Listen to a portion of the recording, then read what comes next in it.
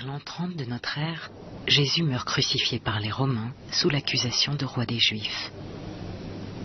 3 siècles plus tard, l'empereur Constantin se convertit au christianisme. Le christianisme qui deviendra rapidement la religion officielle de l'Empire romain. Aujourd'hui, le Vatican est devenu le siège de l'Église catholique, apostolique et romaine. Rome a supplanté Jérusalem. Peut-on considérer que Jésus est à l'origine du christianisme? Peut-on dire qu'il a fondé l'Église? Je crois qu'il faut être extrêmement clair. Jésus n'a pas fondé l'Église. Jésus n'a pas mis en place un dispositif qui institutionnellement serait la base de ce qu'est devenu l'Église. Jésus a vécu à l'intérieur d'Israël. Il a pensé sa théologie, c'est-à-dire son image de Dieu à l'intérieur d'Israël et pour Israël. Jésus n'est pas le fondateur d'un schisme. Mais dans ce judaïsme palestinien extraordinairement diversifié d'avant 70, Jésus est représentatif, à la manière de Jean le Baptiste, d'une forme particulière de croyance. Oui, mais totalement à l'intérieur du judaïsme, nous sommes d'accord. Mais c'est une forme particulière de croyance. Jésus est un fils d'Israël, il est juif. Ce qu'il propose, c'est pas même une nouvelle interprétation du judaïsme, il propose de relire la tradition d'Israël et une image de Dieu de pardon. Et en même temps, avec quelques signes d'ouverture, bien que cela sera très développé une fois après la résurrection, quelques signes d'ouverture en direction des païens, figurés de son temps par les publicains et les pécheurs. Alors, à mon sens, se demander si Jésus a fondé une église, c'est dépourvu de sens, c'est faire un anachronisme. Jésus n'a pas voulu fonder une église, il a voulu le renouveau d'Israël. Il n'y a pas de christianisme du mouvement du vivant de Jésus, c'est clair. Jésus a pour but de rassembler l'Israël renouvelé et eschatologique, mais je parlerai plutôt de l'Israël renouvelé et eschatologique que du véritable Israël en l'occurrence. C'est un Israël inclusif, je l'ai dit, qui est prêt à accueillir tous ceux que réprouvaient beaucoup des autres partis. Ça n'est que plus tard qu'une conscience chrétienne va naître.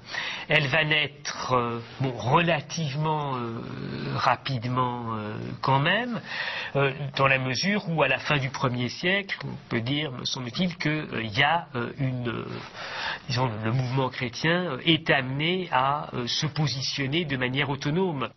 Le terme christianisme est totalement anachronique. Cela n'existait pas au 1er siècle. On trouvait simplement différents groupes de fidèles de Jésus. Ce n'est que bien plus tard, vers le IVe siècle, qu'émerge la religion distincte et institutionnalisée que nous appelons le christianisme. Il faut donc être très clair sur ce point. Alors, je crois que tout simplement c'est une absence de documentation précise. Comme historien, c'est tout ce que je peux dire. C'est une absence de documentation précise sur les mois et les années, mois après mois et année après année qui ont suivi la mort de Jésus. Nous avons des points à peu près fixes qui nous sont donnés par cette documentation du Nouveau Testament. Nous n'en avons pas en dehors du Nouveau Testament.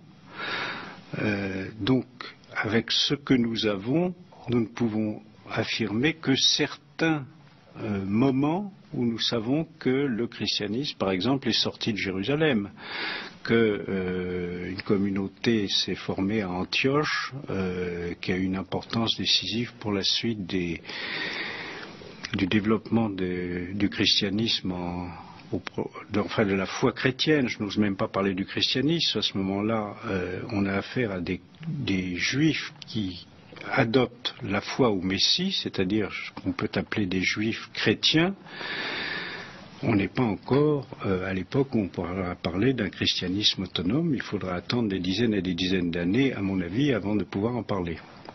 Il y a un anachronisme certain. En fait, tout dépend du sens que l'on donne à l'expression chrétien. Là, je mentionne les chrétiens, j'utilise ce mot, c'est pas probablement par simplification, pour ne pas parler des disciples de Jésus ou utiliser d'autres expressions. Disons les chrétiens dans le sens de ceux qui croient en Jésus-Christ, qui pensent que Jésus-Christ est un agent eschatologique envoyé par Dieu pour le salut de l'humanité. Donc pas les membres d'une religion spécifique qui s'appellerait le christianisme. D'abord, au départ, il n'y a pas de chrétiens. Au départ, il y a des juifs, et des juifs qui professent Jésus est le Christ. Jésus est mort et il est ressuscité. Il est le Sauveur. Mais toutes ces catégories-là, il est le Messie, il est le Christ, il est le Messie, tout ça, toutes ces catégories-là ne sont que des catégories juives. C'est complètement étranger c'est étranger et incompréhensible pour des païens. Ça n'existe pas, ces catégories-là. Christ, pour nous, c'est imprégné de 20 siècles de réflexion dogmatique. Mais Christ, c'est Mashiach en hébreu, c'est Christos en grec, mais c'est loin. Bon, loin, c'est un personnage qui a reçu un rôle très particulier. Mais ça n'a pas encore la prégnance que nous affectons ou qu'implique le terme de Christ aujourd'hui. Qu'est-ce que l'Église ? Au premier siècle, il n'y a pas de christianisme tel qu'on l'entend aujourd'hui, ni d'église. Je préfère parler de communauté. J'utilise souvent l'expression « église à domicile ».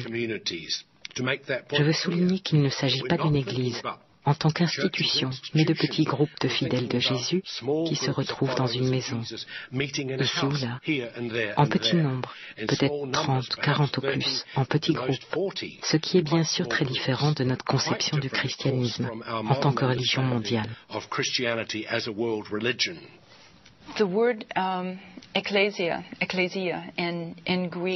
Le mot ecclésia en grec est un mot qui s'utilise pour désigner toutes sortes de rassemblements.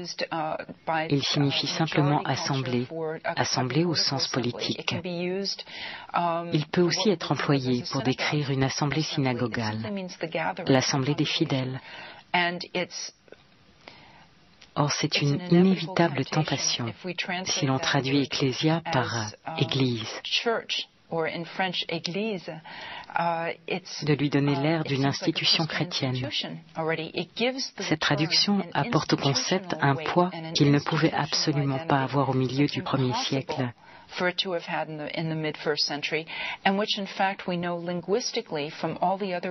point de vue linguistique, nous savons que l'utilisation d'ecclésia dans d'autres contextes n'avait jamais cette connotation institutionnelle. Et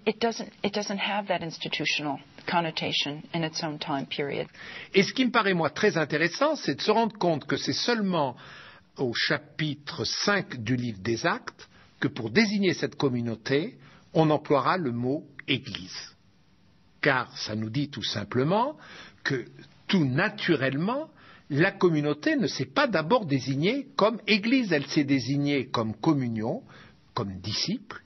Et puis c'est vrai, à la fois en raison de la tradition d'Israël ou dans la Bible grecque, le mot Église, ecclésia, désigne la communauté d'Israël rassemblée. Aussi le fait que dans le monde grec, le même mot désigne la communauté des hommes libres qui prend en main son destin. À l'intérieur d'une ville, on va trouver que ce terme église, qui en plus évoque kaléo, appelé, rend parfaitement compte de la nature de la communauté. Et peu à peu, ce terme va s'imposer comme un terme privilégié, comme un terme essentiel pour désigner la communauté des disciples de Jésus. Quand Paul écrit, donc assez vite, quand Paul écrit toutes ces lettres, c'est à l'Église, donc à la communauté des Corinthiens, ou à la communauté, à l'Église qui se trouve à, etc. Vous voyez, dans telle ou telle ville. Ou encore, dans les finales des lettres, on va désigner par ecclésia une petite communauté qui se réunit chez telle ou telle personne. On aura par exemple, Paul va évoquer à plusieurs reprises l'ecclésia, l'église, la communauté qui se réunit chez Priscille et Aquilas.